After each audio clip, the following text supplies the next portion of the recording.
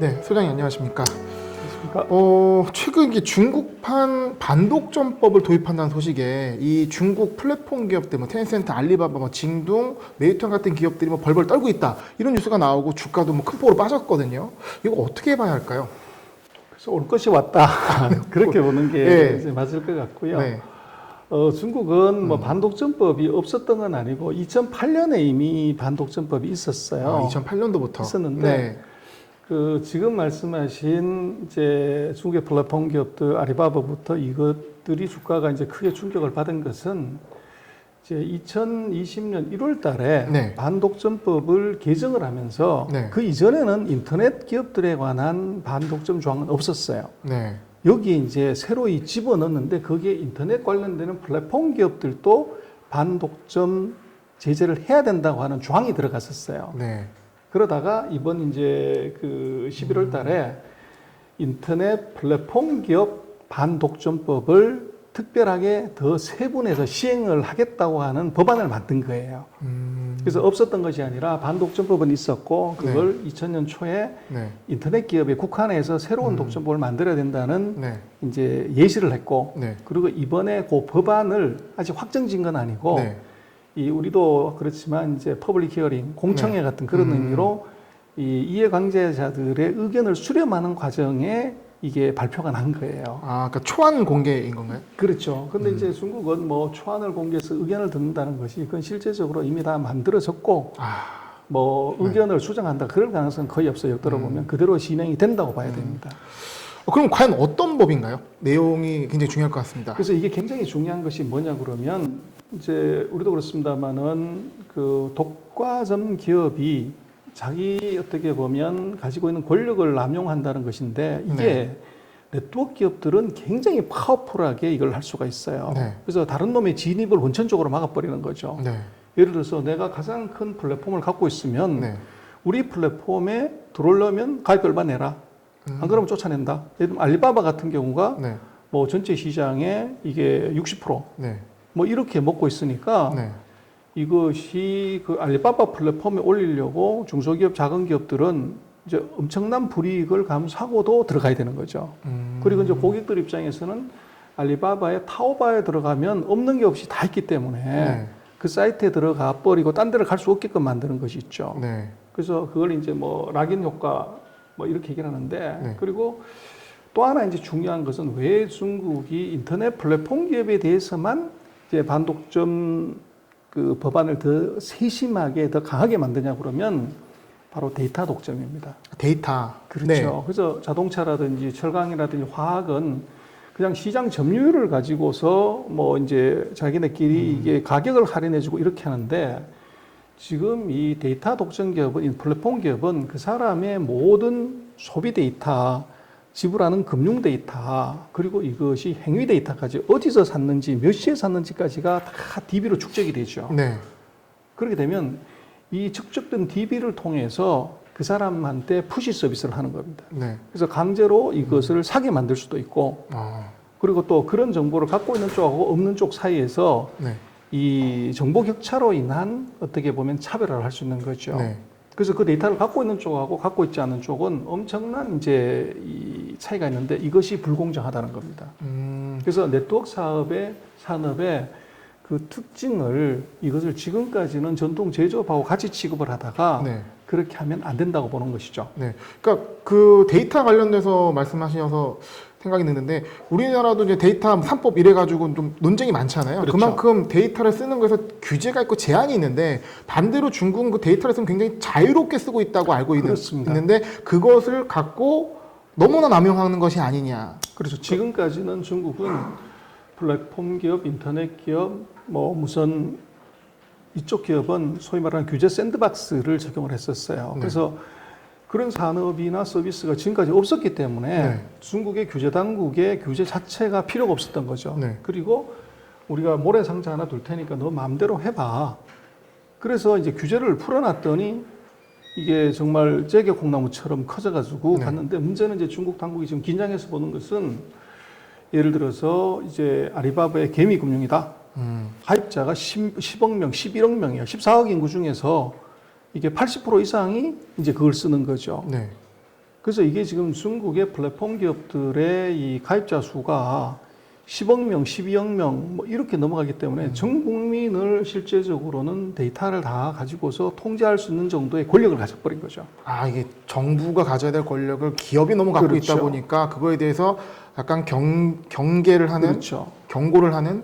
그렇죠. 그래서 그런 정보는 이제 남용돼서도 안 되고 네. 또 어떻게 보면 그것이 이게 다른 경쟁자나 자유로운 진입을 막는데 활용되지 말아야 되는데 지금까지 자연 독점처럼 이것이 활용이 됐던 거죠.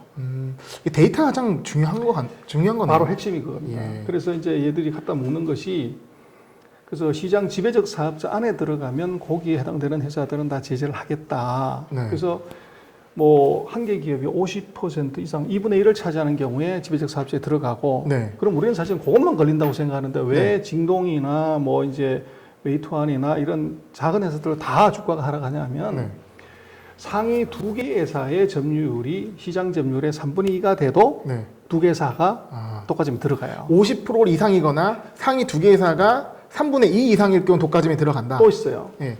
상위 세 개 회사가 점유율이 4분의 3, 75% 넘어되면 요것도 들어가요. 웬만하면 다 들어가겠네요. 그렇죠. 네. 그래서 이것이 왜 플랫폼 기업들이 다가 이제 같이 흘러내리냐 그러면 이 조항을 집어넣었을 때 지금 그 중요한 그 중국의 그 전자상거래 네. 알리바바, 징동 이번에 핀도도 이번에 뭐 11때 엄청나게 히트했다는 네. 이거 세 개를 합치면 지분율이 80%가 넘어가요. 네. 그러면 핀도도 같은 조그마한 회사도 이것도 지금 세 개 회사가 75%가 넘어가기 때문에 네. 이것도 시장 지배적 사업사로 바로 제재 탄생이 된다는 거죠. 그러니까 중국의 뭐 인터넷 비즈니스 기업들은 거의 독과점 상태로 됐기 때문에 거의 모든 기업들이 해당되고 봐야 될 것 그렇죠. 같습니다. 그래서 이론상으로 제가 알리바바나 네. 바이두나 네. 탄센트만 된다고 이제 생각을 하는데 그게 아니고 그 위에 나머지 두 개의 조항이 더 들어가게 되면 3등까지가 점유율 10%밖에 안 되는 놈도 여기에 들어간다는 거죠.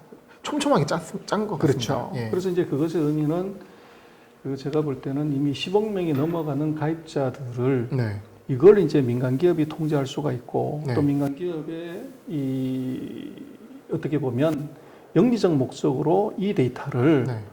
이 공정하지 않게 사용할 수 있는 가능성이 이미 너무 커졌다는 거예요.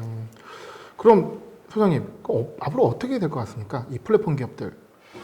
그리고 또 하나 이제 조금 이제 그 봐야 되는 것은 네.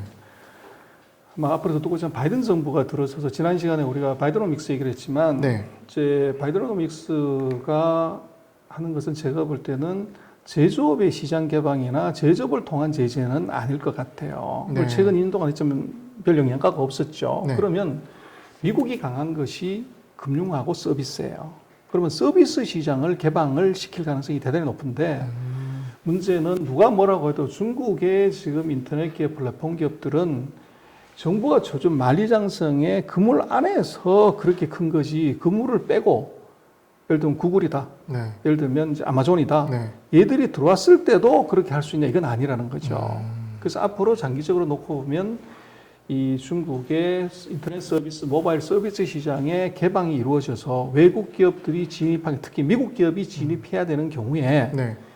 예를 들면 빵 기업들이 들어온다. 네. 그럴 때 중국 기업들이 이것은 뭐 불문가지죠. 깨지는 것은 빵과 BAT가 과연 붙을 수 있을 것인가?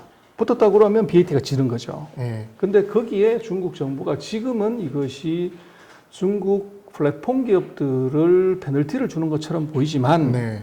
국익을 위해서 이걸 쓸 수가 있다는 거예요.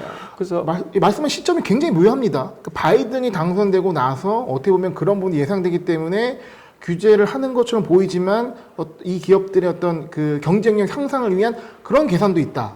그렇습니다. 그래서 아까 말씀드렸던 시장 지배적 사업자의 기준이 네. 예를 들어서 아리바바가 50%고 예를 들어서 이제 그 징동이 10%다. 그럼 60%밖에 되지 않는데 네. 문제는 아마존이 들어와서 10% 점유율을 가져가면 이 세 개를 합치면 75%가 넘어가기 때문에 아마존도 시장 지배적 사업자로 들어가 버리는 거죠. 아, 그런 부분까지. 그렇게 되면 네.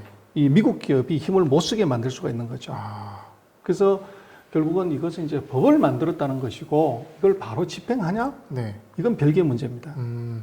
그래서 중국으로서는 제가 볼 때는 지금 과도하게 그 시장 지휘력, 특히 데이터와 정보 알고리즘을 활용한 어떻게 보면 시장 독점을 경고를 하는 성격이 굉장히 강하고 네. 두 번째는 앞으로 가장 짧은 시간 내에 도달할 서비스 시장 개방에서 미국 기업들로부터 중국 기업을 방어하기 위한 방법이 지금은 네. 들어오지 못하게 철조망을 쳐놨지만 철조망을 걷고 났을 때 할 수 있는 방법은 덫을 하나 만드는 거죠. 시장 지배적 사업자의 덫으로 이걸 물어버릴 수가 있다는 겁니다. 그 단순히 규제책이 아니라 여러 가지를 고려한 법 아니겠네요. 표면상으로는 규제책이지만 네. 안을 놓고 보면 중국 기업을 외국의 강력한 늑대들한테 보호하기 위한 네.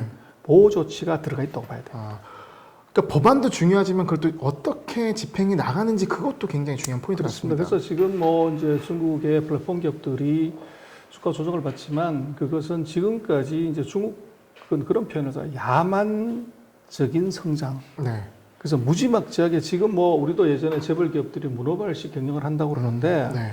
아리바바, 탄센트, 징동의 사업을 놓고 보면 이건 뭐 전기차 사업부터 시작을 해가지고 안 하는 게 없어요.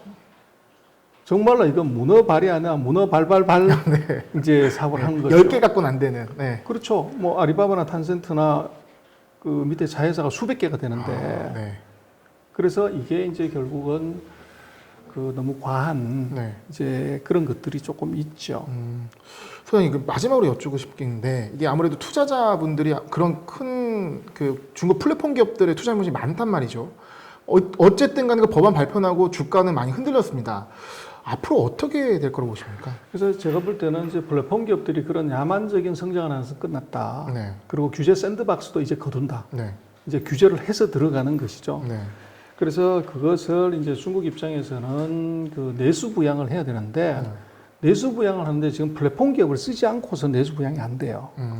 그래서 반드시 이걸 활용하기 때문에 이걸 정말로 반 죽인다거나 이럴 가능성은 없어요. 네. 엄대 대신 과거처럼 60%씩 100%씩 성장하는 그리고 그것의 60% 100% 성장이 자기가 이미 확보한 기득권을 활용을 해서 하는 건 안 된다는 거죠. 그래서 과거에 비해서 첫 번째는 아리바바든 탄센트든 이 초고성장 시대는 끝났다. 네. 이제 그렇게 봐야 되고 그 정부가 이 지렛대를 이거를 지금 만들어 놨기 때문에 이 지뢰를 이거를 잘못 밟으면 10원 케이스로 터질 수 있다는 겁니다. 조심해야겠네요. 그렇죠. 네. 그래서 지금은 조심하는 단계지 네. 많이 떨어졌다고 해서 공격적으로 이것을 이제 공격하는 시기는 아니에요. 또 상황을 봐야 되기 때문에. 그리고 또 하나는 아마 한국에서 이제 아리바바의 주식을 이제 많이 그 개미들이 많이 샀다고 얘기를 하는데 네. 텐센트도 많이 샀고요. 그렇죠. 그래서 이번에 이제 개미금융이 그 상장을 하려고 하다가 네. 뭐 공모까지 다 끝내고 갑자기 이제 상장 중지를 시켰죠. 깜짝 놀란 뉴스였습니다. 그래서 뭐 완전 이제 멘붕이고 그러는데 그래서 뭐 한국의 그 언론에서는 이제 미국의 월스트리트 저널을 인용을 해가지고 시진핑이 스톱을 시켰다. 네. 뭐 그렇게 막 얘기를 하는데 네. 그래서 우리가 이제 참 뭐 미국의 뉴스를 사실 확인도 안 해보고 또는 정황을 한번 짚어보지도 않고 그냥 갖다가 뺏겨 쓰는 경향이 강해요. 네. 근데 정말 시진핑이 그거 썼냐, 지지를 했냐 하는 거, 그거 좀 상식선에서 좀 말이 안 되죠. 그리고 설사 만약에 지지를 했다고 하더라도, 아니, 세계 넘버 2의 이 리더가 민간기업 하나 상장을 해라 말아라, 그거 지시를 직접 했다고 하는 것은 좀 그 폼이 안 나죠. 했다고 하더라도 그것은 아마 감췄을 건데, 네. 근데 그거는 이제 그렇게 막 써갈겨도 되는 것은 확인을 할 수 없잖아요. 네. 시진핑한테 물어보지 않는다면은. 네, 맞습니다. 그러니까 카더라 통신을 가는데 그것은 조금 엉터리고 네. 지금 봐야 되는 것은 지금 이게 반독점 말고 지금 중국의 그 개미금융 같은 경우는 이것이 금융당국의 제재를 받는다는 거예요. 그래서 한국에서는 이제 마윈이 금융포럼에서 중국 금융당국 욕하는 바람에 이제 그 상장이 중지됐다. 네. 아, 그렇게 쓰기가 좋죠, 기사가. 그렇죠. 그러나 본질은 그게 전혀 아닙니다. 그래서 그 중국은 지금 아리바바의 자회사인 개미금융에 대해서 어떤 관점으로 보냐면 서브프라임 모기 사태를 보는 거예요. 거기서.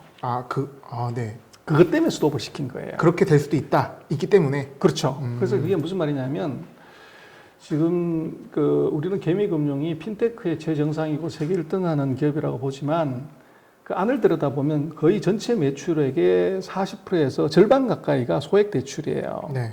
그래서 인터넷 금융을 통한 소액 대출이 대부분인데 이것이 대출 규모가 2조 위안을 넘어가요. 그럼 우리로 치면 340조 원이 넘어가는 거죠.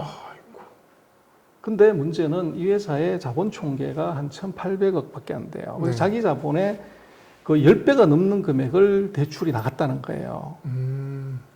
그래서 이게 결국은 그리고 자본금은 뭐 훨씬 몇십억밖에 안 되고. 그러니까 일반 은행이라면 상상할 수 없는 거네요. 그렇죠. 일반 은행 같은 경우 중국은 뭐가 있냐면 예대 비율이라는 게 있어요. 네. 그래서 예금을 100을 받으면 과거에는 60% 이상 대출을 못 해요. 네. 그래서 은행의 안정성을 위해서 그래서 100억을 대출 예금을 받으면 70억만 또는 60억만 대출을 하는 건데 지금 아리바바의 그 소액 대출은 이게 아니라 10배, 20배 자본금 대비해서는 100배를 대출해 준 겁니다. 네. 근데 문제는 이걸 어떻게 했냐 이거예요. 근데 얘들은 소액 대출을 하는 것들은 원래 자본금에서만 대출하면 그걸로 끝이죠. 네. 예수금 기능이, 예금을 받는 기능이 없으니까. 네.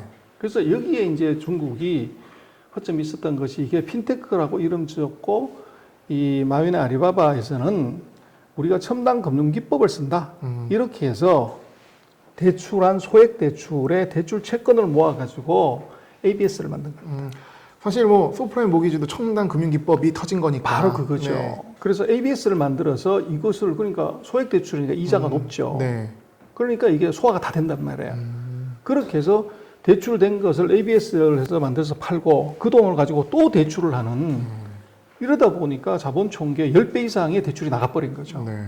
근데 이것을 중국의 금융당국에서는 제대로 체크가 안 됐고 IPO하는까지도 이게 제대로 안 됐던 거죠. IPO 하면서 알게 된 건가요? 근데 제가 볼 때는 IPO 할 때도 제대로 체크가 안 됐는데 네. 그냥 이게 우리도 마찬가지지만 감독 당국의 실무자가 네. 그것은 심사를 하는 요건에 맞는 것만 이걸 체크를 해보는 것이지 네. 이것이 영업에서 실제적인 리스크가 있냐 없냐는 그건 네. 해당되는 감독원의 예를 들면 소액 대출이나 은행 대출 담당자가 체크하는 것이지 네. 상장 심사를 하는 사람은 상장 요건만 보는 거죠. 거기에는 들어가지 않는. 그렇죠. 네. 근데 문제는 거기에 결정적인 계기가 된 것이 바로 마윈이 상장하기 바로 전에 상해 와이탄 금융 포럼에서 거기서 마윈이 마이크 잡고 얘기를 했어요. 근데 네. 거기에 온 사람들이 누구냐 그러면 뭐 중국의 최고의 금융 권위자들이 다 모여서 회의를 하는 자리에서 마윈이 이 스피치를 했는데 거기서 마윈이 얘기한 게 뭐냐면 기존의 은행들은 전당포 영업을 하는 거다. 담보 잡고서 이거 주는 게 이게 무슨 금융이냐. 이게 중국 발전을 저해한다. 그리고 이제 그게 반대로는 뭐냐. 우리처럼 빅데이터를 이용해가지고 이 일반 서민들한테 대출을 많이 해주는 이게 진짜 금융의 혁명이다. 이렇게 얘기를 한 거예요. 근데 그걸 어떻게 했냐 봤을 때 전통 금융인의 입장에서는 쟤들은 예수금 기능이 없는데 어떻게 저렇게 대출을 많이 했지? 그래서 이게 이제 ABS를 통해 가지고 이게 자금 모집을 한 거라는 거예요. 근데 이게 자기 자본의 10배 이상의 자금이 나갔기 때문에 네. 만약에 거기서 소액 대출한 것 중에서 예를 들어서 10%만 이게 문제가 돼버리면 바로 ABS 자체가 다 휴지 조각이 될 수 있는 리스크가 있는 거죠. 서프라임 모기지처럼. 그 행사날 멘트를 통해서 그 부분이 부각됐고 그 부분으로 긴급하게 조치가 취해졌다. 그때 알은 거죠. 아. 그래서 그게 리더들이 이런 게 있을 수가 있어? 이렇게 이제 본 거죠. 그래서 결국은 마윈이 자기 비즈니스 모델을 설명을 해버리는 바람에 그게 터진 거죠. 그래서 이거 말이 되냐 한번 체크해봐라고 그랬더니 그럼 지금 우리가 은행 금융 같은 경우는 바젤 3 협약을 준수를 하잖아요. 네. 자기 자본에 얼마 이상 대출 못한다. 근데 이건 자기 자본에 대출을 못하는 것이 아니라 10배, 20배를 대출했단 말이에요. 이미. 근데 그것이 결국은 서프라임 모기지하고 똑같은 효과가 나타날 수 있기 때문에 이게 만약에 터지게 되면 어떻게 되냐. 그래서 이제 그 개미금융이 68.8달러에 IPO를 했는데 그때 시가총액이 355조인가 그래요. 그래서 이거를 은행하고 같이 규제를 한다면 자기 자본의 2배, 1배밖에 1.5배밖에 못 한다고요. 네. 그럼 대출 규모가 이것이 이제 반토막, 3분의 1토막, 5분의 1토막, 10분의 1토막이 나는 거죠. 그러면 수익이 마찬가지로 그만큼 줄어든다고 가정을 하면 네. 같은 의미로 시가총액이 355조가 아니라 이게 3분의 1 토막, 2분의 1 토막, 4분의 1 토막이 날 수가 있다고. 계산 다시 해야 되는 상황이군요. 그렇죠. 그렇게 되면 결국은 왜 아리바바 주가가 저렇게 이제 계속 빠지냐 하는 것에 대해서는 그걸 생각해 봐야 되는 것이 아리바바가 가장 큰 개미금융이라는 회사가 상장된다고 하는 그 밸류가 네. 아리바바의 밸류에 계산이 돼서 들어갔던 거죠. 네. 근데 그것이 355조로 계산이 돼서 들어간 건데 네. 이게 지금 그런 문제 때문에 대대적인 대출 규제를 하게 되면 네. 수익이 대폭적으로 줄게 되고 네. 그런 프라이싱이 달라지면 자산 가치가 달라지기 때문에 네. 그게 만일에 예를 들어서 3분의 1, 4분의 1, 5분의 1이 날아간다고 하면 네. 50조, 100조가 날아가는 거죠. 그러면 그것이 50조, 100조에 그냥 그것만 빼주면 되는 것이 아니라 아리바바의 주가에는 이게 PBR로 계산을 해서 들어갔을 거 아니에요. 네. 그러면 예를 들어서 50조가 날아간다고 하면 5, 7, 2, 35, 350조만큼이 빠져야 되는 거죠. 이게. 네. 그래서 지금 아리바바 주가가 조금 하락을 했지만 물론 이제 투자한 개미들 입장에서는 굉장히 큰 마음의 충격이지만 왜 계속적으로 빠지냐는 것은 개미금융이라고 하는 엄청난 이제 자산 가치가 있는 회사가 이것이 자산 가치가 대폭으로 줄어들었고 네. 이것만큼을 빼줘야 되는데 단순히 고자산 가치 줄어든 것이 아니라 네. PBR의 배수만큼 빼줘야 된다는 거죠. 그러니까 이것이 계속적으로 네. 더 떨어지는 이유가 있다는 겁니다. 네. 그 알리바바와 어떻게 보면 단독점법 이슈가 다 연결돼서 우리가 한 번 이해해야 될 것 같습니다. 두 개가 합쳐진 거죠. 네. 그게 어떻게 보면 라이트 레프트로 네. 두 개를 다 맞은 것이 지금 이 아리바바고 네. 저 아리바바를 제한 나머지 회사들의 경우들은 금융을 하지 않기 때문에 네. 반독점법의 제재 가능성 때문에 조심하고 있는 것이고 아리바바는 거기다 플러스 1이 네. 자산 가치가 현격히 떨어질 수 있는 가능성 이것이 같이 있다는 것이죠. 근데 이 부분에 대해서 좀 어려웠는데 좀 심도 있게 접근한 것 같아서 이해하는 데 매우 도움이 된 것 같습니다. 아마 구독자분들께서도 이 부분에 있어서 투자 결정하신 데도 상당히 도움이 되지 않을까 생각해 봅니다. 그렇습니다. 뭐 중국의 그 증시나 산업이나 기업은 이 정책의 이해가 굉장히 중요합니다. 네. 그래서 정책을 이해하지 못하면 개별 기업의 이익이 왜 났는지, 왜 많이 났는지를 또 중국의 플랫폼 기업들의 저런 고성장, 고수익은 이 인터넷 만리장성, 모바일 만리장성을 쳐준 정책이 만들어낸 수익이라는 거죠. 네. 근데 이걸 정확하게 이해를 못하고 이게 이제 변화가 있다고 하면 밸류에이션도 프라이싱도 달라져야 됩니다. 중요한 말씀 감사합니다. 예. 예. 뭐 앞으로도 그 중국의 그 산업이나 기업에 관련되는 그 배후에 있는 것 네. 이것들을 조금 더 깊이 좀 따져보고 네. 거기서 정확하게 우리가 오해하고 있는 부분 이것들을 조금 더 그 잘 또 설명하고 네. 또 이해를 서로 할 수 있는 뭐 그런 쪽으로 조금 더 풀어갈 수가 있을 것 같아요. 깊게 이해하기 어려운 내용 이슈들인데 상당히 깊게 달아주셔가지고 저희가 이해하는 데 도움이 된 것 같습니다. 네, 감사합니다. 네, 고맙습니다. 네.